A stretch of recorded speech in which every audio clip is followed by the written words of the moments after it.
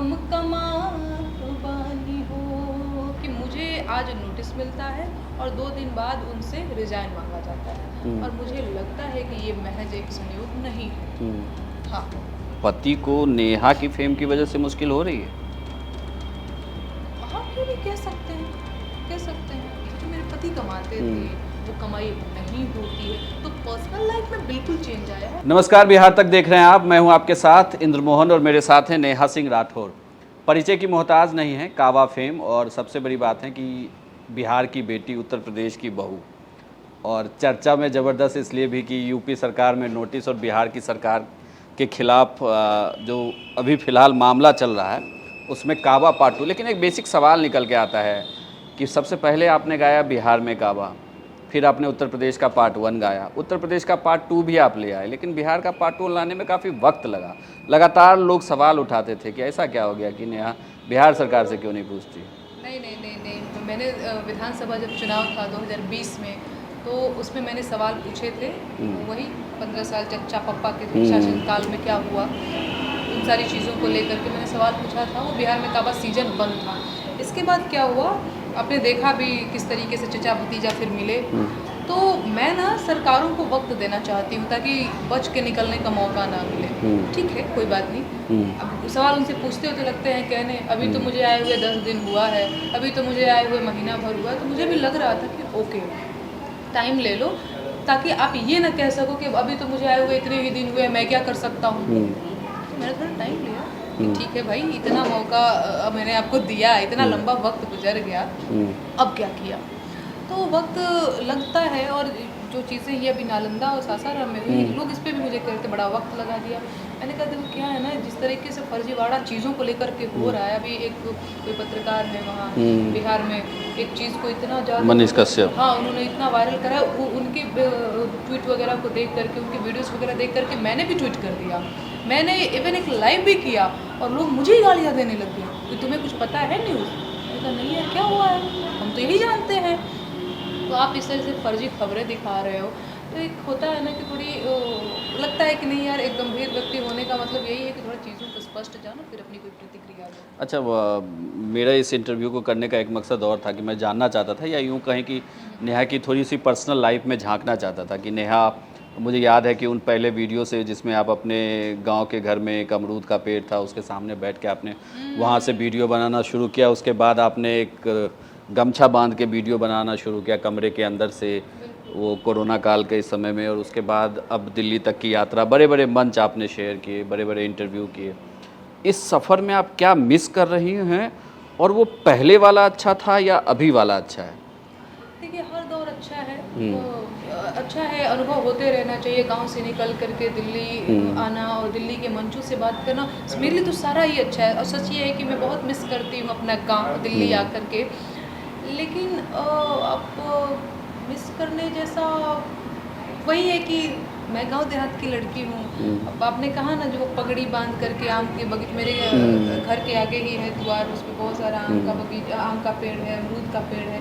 एकदम सच बात है, ऐसे ही गर्मी का महीना हुआ करता है और मैं पगड़ी वगड़ी बांध दी एकदम 3। अब पता है उस टाइम पे भी बड़ा मुझे दिक्कतें थी। कुछ दिक्कतें ये थी कि मुझे मेरे घर में पिताजी छड़ी लेकर के पहुँच जाते थे, क्या कर रही हो, क्या कर रही हो। मुझे डराते भी थे, द्वार तक मत जाओ, भूत आ जाएगा। नवरात्र के महीना में तो ये भूत घूमता है, और ये सारी चीज़ें कर करके डराते थे। तो अच्छा ये हुआ है कि दिल्ली में मुझे इस चीज़ का सामना नहीं करना पड़ता है। मेरा जो परिवार है, जो ससुराल के लोग हैं, बहुत मोटिवेट करते हैं, वो बहुत सपोर्टिव हैं। तो इस चीज़ का मुझे सामना नहीं करना पड़ता है कि हाँ, छुप के गीत रिकॉर्ड करना पड़ रहा है। तो एक वो चीज़ होता था। लेकिन हाँ, मैं मिस बहुत करती हूँ कि वो अब अमरूद के पेड़ के नीचे कहाँ ही दिल्ली में मैं बैठ के गा पाऊँगी। वो पगड़ी तो खैर बांध सकती हूँ, लेकिन वो अमरूद का छाँव, वो आम का छाँव बड़ा मिस करती हूँ। चूँकि आपने बात ससुराल की तो बात हमें हिमांशु की करनी चाहिए। कुछ दिन पहले वो काफ़ी चर्चा में थे कि उनकी जॉब गई, और उस संस्थान से गई जिस संस्थान को जो चला रहे हैं, या ये कहें कि जो चेहरा हैं उसके, वो काफ़ी फेमस हैं, दिव्य कीर्ति। उन्होंने कुछ बातें रखी, कुछ बातें आप लोगों ने भी रखी, आपने रखी, हिमांशु ने भी रखी अपनी बात। इवन बिहार तक के साथ हिमांशु ने बातचीत में भी। लेकिन उसके बाद भी वो उन्होंने फिर हाल में ही कहा है कि नहीं, वो सही समय पे ऑफिस नहीं आते थे, या उनकी तरफ से थोड़ी कमी थी, जिस वजह से टाइमिंग की प्रॉब्लम थी। तो क्या आपको लगता है कि सच में टाइमिंग की प्रॉब्लम थी, या तभी आपको नोटिस मिलता है तभी नौकरी जाती है? इसके बाद फिर मैं आगे भी सवाल करूँगा। क्या यहाँ पे कुछ गड़बड़ है, या उनकी तरफ से कुछ गड़बड़ हुआ, या आपकी तरफ से भी कुछ बातें थी जो कहनी थी? ठीक है, देखिए ये एकदम सच बात है, और ये मैं पहली बार आपके माध्यम से नहीं बोल रही हूँ। मैं बहुत पहले से, जब ये मुद्दा हुआ था, मैं शुरू के दिन से मैं बोलती आ रही हूँ, और हिमांशु भी, कि हिमांशु की छुट्टियाँ बढ़ गई थी, क्योंकि मुझे कहीं जाना वाना होता था ना, तो हिमांशु सच में मेरे साथ जाते थे। पर हमारा सवाल ये है, हमारे मन में ये संदेह है कि मुझे आज नोटिस मिलता है और 2 दिन बाद उनसे रिजाइन मांगा जाता है, और मुझे लगता है कि ये महज एक संयोग नहीं है। हाँ, तो ये प्रयोग कराया गया था? मुझे ऐसा लगता है कि ये संयोग नहीं था, ये संयोग नहीं है। मतलब बहुत दिनों से छुट्टियां बढ़ रही थी, उस पर तो आपने कभी नोटिस तक नहीं भेजा कि आपकी छुट्टी बढ़ रही है। अब ये क्योंकि होता होगा ना, ऑफिस वगैरह तो मैं कभी गई नहीं हूँ, लेकिन किसी संस्थान का ऐसा रूल होता जरूर होगा। पहले आपको नोटिस भेज के चेतावनी दी जाएगी, चाहे कभी बैठ करके आपकी बॉस से बात हो रही है कि भाई तुम्हारी छुट्टियां बढ़, इस पर कोई बात ही नहीं हुई पहले। तो ये तो आपने जो जवाब दिया, ये एक प्रोफेशनल जवाब मुझे ऐसा लग रहा है। एक पत्नी होने के नाते आपने क्या फील किया उस वक्त कि क्या अब घर में दिक्कत होगी, अब नेहा के लिए मुश्किल होने वाली है, आगे का दौर और मुश्किल भरा हो सकता है? देखिए, एक पत्नी होने के नाते सच में मुझे बहुत बुरा लगा। भाई किसी के पति की जॉब जाएगी तो वो तो जश्न तो मनाएगा नहीं, लेकिन हिमांशु बड़े धैर्यवान है, इसके बावजूद भी वो अपने सोशल मीडिया पे पोस्ट, बहुत एक ऐसा पोस्ट लिखे थे जिसमें मैं गुस्सा आ गई थी। मैंने कहा तुमको क्या पड़ी है यार। मैं ऐसे ही मैं उनको बोल रही थी, लोग तुमको कुछ भी कर देंगे लेकिन तुम वही धैर्य धीरज के साथ, कोई बात नहीं। जैसे वो ऐसे हैं ही, अगर भूकंप आ जाएगा ना तो पता है क्या कहेंगे, कोई बात नहीं, आराम से निकलो, तो भागो भागो, मैं ऐसी हूँ, कोई बात नहीं। तो वो ऐसे ही, हाँ, पत्नी होने के नाते मुझे बहुत दुख लगा। और ये एकदम सच बात है। मैं आपको एक और बात बताती हूँ भैया, मैं बिहार की लड़की हूँ और मैंने प्रेम विवाह किया हुआ है। एक तो पहले घर वाले इसके खिलाफ थे, शादी नहीं करना है, शादी नहीं करना है, और होता हमारे सरकारी नौकरी नहीं के करत लेकर तभी आना होगी, लेकिन ये भी चीज़ था। फिर जब मैं अपने मन से शादी करती हूँ, दिल्ली जैसे महानगर में सरवाइव करना इतना आसान नहीं है। यहाँ पे हर चीज़ का किराया देना पड़ता है आपको, पानी से लेकर के हर चीज़ का किराया देना पड़ता है। ठीक है, तो हम जब शुरू में आए, और ये एकदम सच बात है, हिमांशु की नौकरी थी, अभी जो नहीं है, तो हमें लगता था कि हाँ चलो, अब मेरे साथ एक और चुनौती, आपको पता है मैं किसी भी जगह पे मैं नहीं रह सकती हूँ कि हाँ चलो थोड़ा यहाँ का रूम रेंट कम है तो यहाँ पे रह लेते हैं, नहीं रह सकते। वो हमारे साथ सुरक्षा की चुनौतियाँ हैं, है ना। जिस तरीके से मैं सरकारों से सवाल पूछ ले रही हूँ, इतना आसान है क्या? सरकारें किस तरीके से काम करती है हम सबको पता है, और मुझे पता है कि मुझे इस चीज़ से समझौता नहीं करना है। तो रहना आपको अच्छी लोकेलिटी में ही पड़ेगा, अच्छी सोसाइटी में ही रहना पड़ेगा, जहाँ पे हाँ 2-4 गार्ड वगैरह हो, थोड़ा सुरक्षा को लेकर के उस तरीके से चीज़ें ना हो। अब अच्छी सोसाइटी में रहोगे तो अच्छा देना भी पड़ेगा रेंट आपको ना। तो शुरू में तो चीज़ें बहुत अच्छी थी, लेकिन अभी हम लोग तो दिल्ली से जो है वो शिफ्ट होने के बारे में सोच रहे हैं। ये एकदम सच बात है, क्योंकि दिल्ली में सर्वाइव करना, नौकरी है नहीं तो आप कैसे कर पाओगे। और जो मेरी कमाई होती है, एक हमारा पेंट का अपना मेरे ससुर जी का स्टोर है, और वो तो खैर मेरे ससुर जी के पास जो भी वो कमाते हैं, हम लोग मांगते भी नहीं हैं, क्योंकि हम लोग वैसे हैं नहीं कि हाँ अपना कमा रहे अपना रखें, हमारा ये कि हम खुद कमाएंगे। तो हमारा एक यूट्यूब चैनल है, सबको पता है, और वो जो एडसेंस से पैसे आते हैं वही हमारी कमाई है, दूसरा कुछ है भी नहीं। इवेंट्स तो मेरे कैंसिल करा दिए जाते हैं, कई बार तो मुझे किसी शो में बुलाया जाता है कि बुलाया जाने वाला है, तो उनको आपने देखा होगा, बहुत छूत वाला, भेदभाव वाला मेरे साथ व्यवहार किया जाता है, छूतों की तरह व्यवहार किया जाता है मेरे साथ। फ़ोन किया जाएगा, अब तुमको यहाँ आना है, फिर 2 घंटे के बाद फ़ोन करेंगे, माफ़ करो फलाने जी आ रहे हैं, नहीं आना है। तो हम कहते हैं भैया बुलाओ ही मत मुझे ना, ये बेइज्जत क्यों करते हो मुझको, पहले फ़ोन करके कहते हो आना। कई बार तो मुझे मंचों से नीचे उतार दिया जाता है, पता चलता है कि नेहा आ रही है तो नहीं होगा ये कार्यक्रम, हुआ करके ऐसे यूपी में कहाँ भगा देगी, बिहार में कहाँ भगा देगी, उसको नहीं बुलाएंगे। तो आप तो मेरे साथ ये अंदर की बात तो ये है, लोगों को लगता है कि बहुत, अब क्योंकि मेरा स्वभाव भी नहीं है कि मैं आकर के रोक बिलबिलाऊं कि मेरे साथ बहुत। तो क्या फाइनेंशियल प्रॉब्लम फेस कर रही हैं नेहा आप? ऑब्वियस सी बात हम कर रहे हैं, दिल्ली में आसान थोड़ी है रहना भाई, बिहार की मैं लड़की हूँ, मैं यूपी की बहू हूँ। तो आपको लगता है कि इन गानों की वजह से ये फाइनेंशियल प्रॉब्लम हो रही है आप? भाई इस इसको क्या बोलेंगे, मेरे गीत गाने पे ही तो नोटिस आया, मेरे गीत गाने के बाद ही तो ये सब हिमांशु से इस्तीफा वगैरह और ये सारी चीज़ें हुई। हाँ, ये एकदम सही बात है, मेरे गीत की वजह से ये सारी चीज़ें हो रही, ये एकदम सच बात है। अच्छा, एक बड़ी वैसी बात है कि एक लोक गायिका का इवेंट कैंसिल आप क्यों कैसे करा सकते हैं? एक लड़की जो गीत गाती है, आप 2 दिन पहले आप कहते हैं हाँ आना है, लेकिन तीसरे दिन कहते हो कि नहीं फलाने वीवीआईपी आ रहे हैं, अब आपको नहीं आना है, तो ये क्या है? किस बात का डर है आपको? तो कभी अफसोस होता है कि बिल्कुल नहीं, कभी कि नहीं, कोई गलती तो नहीं हो कभी गई, नहीं। किसी गलत ट्रैक पे तो नहीं है? बिल्कुल नहीं, मैं पूरे होशो हवास में गीत लिखने की शुरुआत मैंने किया था। मुझे याद है आज से 3 साल पहले जब मेरी उम्र 21-22 साल की थी, मैंने तब से शुरुआत किया हुआ 2019-19 से लगभग। तो मैं बच्ची नहीं थी, 22 साल का बच्चा, 21 साल का लड़का, मतलब लड़की बड़ा ही हो जाता है, इतना बच्चा भी नहीं रहता है।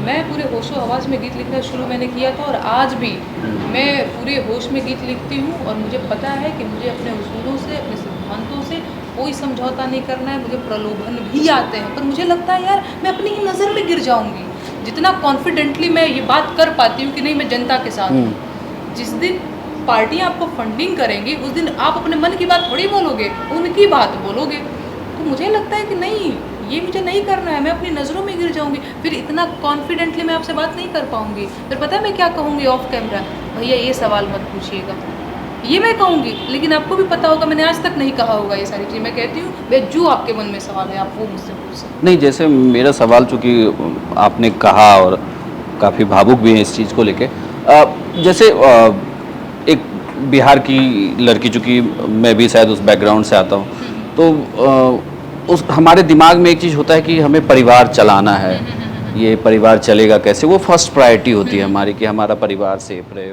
और जब ऐसा मुश्किल आता है तो हम चारों तरफ की विकल्प देखते हैं कि विकल्प क्या है। आप अगर आपका बैकग्राउंड स्ट्रांग है तो अब तो आप झेल जाते हैं, लेकिन अगर फाइनेंशियली बहुत दिक्कत होती है तो हम दूसरे रास्ते ढूंढते हैं कि नहीं, जैसे एक आम लड़की सोचती है कि वो पढ़ के आई है तो वो नौकरी कर रही होगी, वो काम कर रही होगी, उससे उसका घर चल रहा होगा, वो पति को सपोर्ट कर रही होगी। जैसा आप कह रहे हैं कि महानगर में बड़ा मुश्किल है, वो फ्लैट का लोन ले रहे होंगे, कार खरीद रहे होंगे, एक स्टेप बाय स्टेप वो कहते हैं ना गृहस्थी बढ़ती है। तो चूँकि नेहा को ये फेज़ देखना पड़ रहा है, तो मेरा सवाल हुआ, मतलब कभी आपको खटकता है कि यार चलो मैं नौकरी कर लेती हूँ, कहीं मैं कहीं काम भी कर लूँगी, कहीं साथ में ये भी करती रहूँगी, इसमें फुल टाइम क्या करना, इसको हम पैशन के तौर पे ले लेंगे दूसरे काम से, जिससे हमारा फैमिली आगे बढ़ सके, हम आगे काम कर सके। कभी दिल में ऐसा ख्याल आता है? आता है। मेरी नौकरी को लेकर के मुझे नहीं आता है, क्योंकि मुझे लगता है कि मैंने एक जो ट्रैक ये खुद का बनाया हुआ है, मुझे इस पे ही काम करना है। लेकिन हिमांशु की नौकरी को लेकर के हम लोग विचार कर रहे हैं और करते रहते हैं। लेकिन इसमें भी एक लोचा पता है क्या है, वहाँ के जो लोग हैं, जो जिस संस्था में वो काम करते थे, उन्होंने मीडिया में आकर के ये कहा कि वो एक लापरवाह व्यक्ति है। हम कहते हैं कि वो कर्मचारी के तौर पे लापरवाह हो सकते हैं, पर व्यक्ति के तौर पे वो लापरवाह है, ये आप कैसे जानते हैं? आपके ऑफिस में वो कितने घंटे आते हैं? 6-7 घंटे, 8 घंटे, इसके बाद वो मेरे साथ रहते हैं। तो व्यक्ति के रूप में हिमांशु कैसे हैं, या व्यक्ति के रूप में मेरा हस्बैंड कैसा है, वो एक सिर्फ पत्नी को ही पता होगा या उसकी फैमिली को पता होगा। आप तो पूरा मीडिया में सबको बता रहे हैं, मतलब कोई संस्थान जो है इनको नौकरी देने से बचे, वो लगे कि कहने अच्छा। और हुआ भी है ऐसा, 1-2 बार ऐसी कोई बात हुई तो अच्छा आनाकानी करके लोग निकलते हैं, यार ये तो वहाँ से ये हो गया था और इसके बारे में तो लोग ऐसी बातें कर रहे हैं, तो कोई आपको नौकरी कैसे देगा? हमारे सामने चुनौती ये भी है। उनके लिए तो बड़ा आसान है ये कह देना कि और बड़ा लापरवाह व्यक्ति था, पर आपने हमारे साथ क्या किया, है ना? तो ये है चुनौतियाँ, और ये बहुत बड़ी चुनौती है। इतनी बड़ी चुनौती है कि हम जो दिल्ली में रहते थे, तो अब मतलब दिल्ली से अलग जगह शिफ्ट होने का सोच रहे हैं। मतलब नेहा के पति को नेहा की फेम की वजह से मुश्किल हो रही है?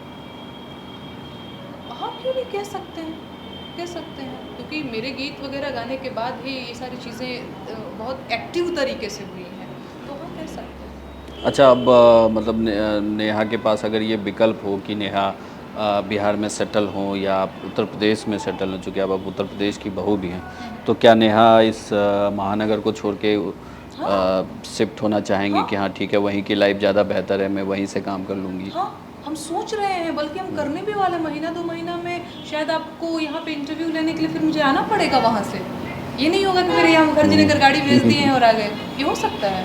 ये बिल्कुल हो सकता है। आप तो हमारे टच में हैं, आपसे तो हमारी बात भी होती है, आप तो देखेंगे भी कि हाँ मैं यहाँ नहीं हूँ और ये सच बात है।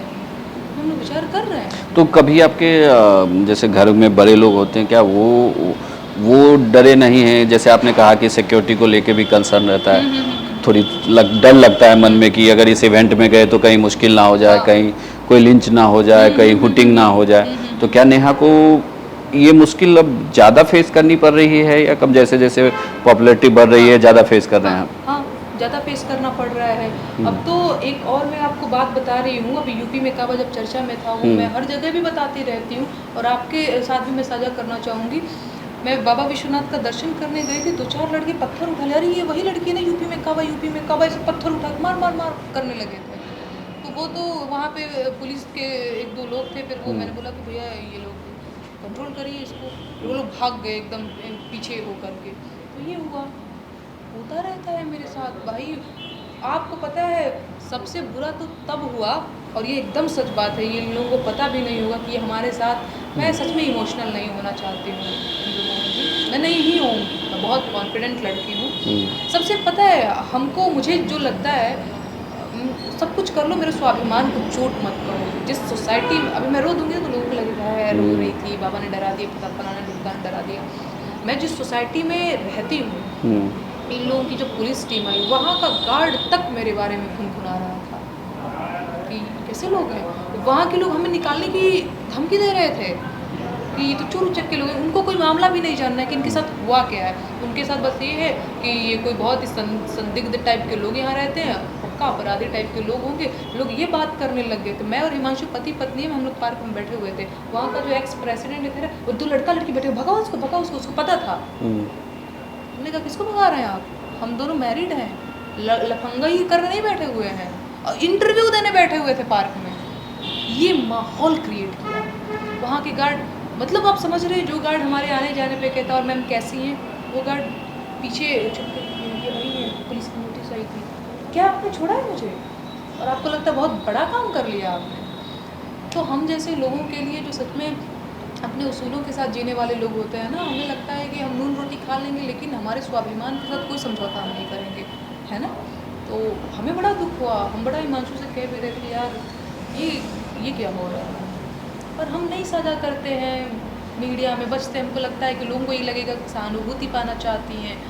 और मैं बहुत स्ट्रॉन्ग लड़की हूँ, मैं बहुत स्वाभिमानी नहीं, मेरे लड़की हूँ। सवाल का जवाब नहीं दिया कि फिर जैसे अपने घर वालों से, अपने मम्मी पापा से या हाँ। सास ससुर से ये बातचीत भी होती है कि ऐसे है, फिलहाल स्थिति अभी ऐसे बन रही है, हाँ। क्या ये बातचीत होती है कि ये सिचुएशन है, कैसे हैंडल करें, आपका लोग गाइड करें? या मतलब देखिए, मैं अगर सच बताऊं तो मैंने 2 फेज़ नेहा के देखे। एक वो बोल्ड फेज़ था जो शादी के पहले वाला फेज़ था, एक मुझे लग रहा है कि अब ये फेज़ है जिसमें एक पत्नी का रोल भी है। एक चूँकि आप कवियत्री हैं तो एक समाज के लिए जिम्मेदारी भी है जी। कि आप क्या लिखते हैं, उसका बहुत इम्पैक्ट होता है, कवियों का बहुत इम्पैक्ट होता है। जी। तो क्या वो लोग गाइड करते हैं, वो समझाते हैं कि नहीं भाई बच्चे हो, धीरे धीरे वक्त दीजिए, चीज़ें ठीक होंगी? जी बिल्कुल, देखिए मैं ना अपने घर का सबसे छोटा बच्चा हूँ, और मैं काफ़ी चंचल रही हूँ, मैं किसी की बात नहीं सुनती थी। मुझे लगता था कि अभी अभी लगता है कि नहीं, मम्मी पापा बहुत चीज़ें सही कहा करते हैं, लेकिन तब तो हमें लगता नहीं था, और लगता था कि मैं ही तो जो कर रही हूँ सच सही कर रही हूँ, बाकी सब तो मम्मी पापा को कुछ आता ही नहीं है, ये वाला था। तो पापा अभी भी कहते हैं, पापा अभी जो सब कुछ हो गया था नोटिस वगैरह, तो वो कहते थे प्लीज़ ऐसे मत करो, मुझे डर लगा रहता है। हाँ, माँ बाप का बहुत कंसर्न होता हाँ, है, सिक्योरिटी सबसे बड़ी हाँ, कंसर्न हाँ, है। हाँ। मम्मी का रहता है, मम्मी को तो ये लगा कि मुझे जेल में डाल दिया जाएगा तो मुझे चूहे काट खाएंगे। मम्मी लोगों का एकदम क्यूट क्यूट सा डर रहता है। पिताजी कह रहे थे छोड़ दो ना, क्यों क्यों करती हो ऐसा, क्यों कर रही हो। मैंने कहा नहीं पापा, निकल पड़े हैं तो निकल पड़े हैं, पीछे फिर मुझे नहीं जाना है। अच्छी चीज़ पता है क्या है, मेरे जो ससुराल के लोग हैं वो सच में बहुत मोटिवेट करते हैं। मुझे लगता है कि ससुराल के लोग तो अब ऐसे हो गए हैं कि मैं पीछे मुड़ के जाना चाहूँ तो वो मुझे खींच के आगे बढ़ाएंगे कि नहीं, जो कर रही हो वो सही कर रही हो और तुम्हें पीछे नहीं मुड़ना है। तो ससुराल में बहुत चलिए, एक support आखिरी सवाल, नोटिस मिलने के पहले और नोटिस मिलने के बाद नेहा में कितना अंतर आया? अगर मेरे गीत की बात करेंगे, अगर मेरे लेखनी की बात करेंगे तो उसमें कोई अंतर नहीं है। कॉन्फिडेंस में, कॉन्फिडेंस में भी कोई अंतर सरकार से टकराने में कोई अंतर नहीं आया। और आप देख रहे हैं लगातार मैं पूछ रही हूँ, हाँ अंतर आया है तो हमारी पर्सनल लाइफ में अंतर आया है। हम दिल्ली में रहते थे, अब हम दिल्ली से अलग शिफ्ट हो रहे हैं। हाँ, जो हमारी 2 पैसे की कमाई थी, जो मेरे पति कमाते थे, वो कमाई नहीं होती है, तो पर्सनल लाइफ में बिल्कुल चेंज आया है। लेकिन मेरा जो ये अपना है उसमें कोई आप लोग देख पा रहे होंगे, आप भी देख पा रहे होंगे कहाँ मेरा कॉन्फिडेंस डाउन हुआ है, कहाँ मैं सरकारों से सवाल करने से बच रही हूँ। आज भी लोग मुझे कहते हैं कि पूरा गाना मैं गा दूंगी, आप कहो तो क्या सुनना है आपको। लोगों को लगता है अभी बिहार में काबा गए तो यूपी में काबा नहीं गाएगी। मैं कहती हूँ कि आप क्या सुनना चाहते हो, आपके क्या सवाल है, आप पूछो। तो मैं तो कहती हूँ आप पूछो, जो आपके मन में जो सवाल है पूछो, क्योंकि हमने किसी की फंडिंग थोड़ी खाई है कि मैं डरती हूँ। मैं क्यों हद में रहूँगी। अभी एक जगह डिबेट भी हो रहा था तो एक हैं कोई वो कहने लगे कि थोड़ा हद में रहो। मैंने कहा आप हद में रहो, पैसा आप रखोगे तो हद आपको पता रहेगा। मैं एक लेखिका हूँ, मैं एक गायिका हूँ, मेरी कोई हद नहीं है, पूरा आसमान मेरा है। ये हद वद तो आप में रहो, आप हद में रहो।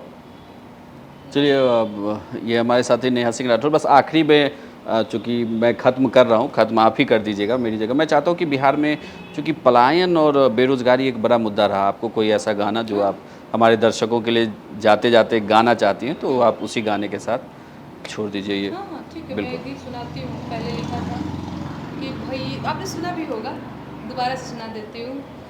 भैया हाय हम बिहारी बहर जात बानी हो, के दिल्ली में मजूरिया हम कमात बानी हो। एही जगही के बिहारी लोगवा गारी देवेला, हौवे जवन सब्जी तरकारी देवेला। दिन में 100 बेर आवकात में न पात बानी हो, के दिल्ली में मजूरिया हम कमात बानी हो। चलिए नेहा, आप बिहार तक पर आई और आपने अपना कीमती वक्त दिया, इसके लिए बहुत बहुत धन्यवाद। Thank you.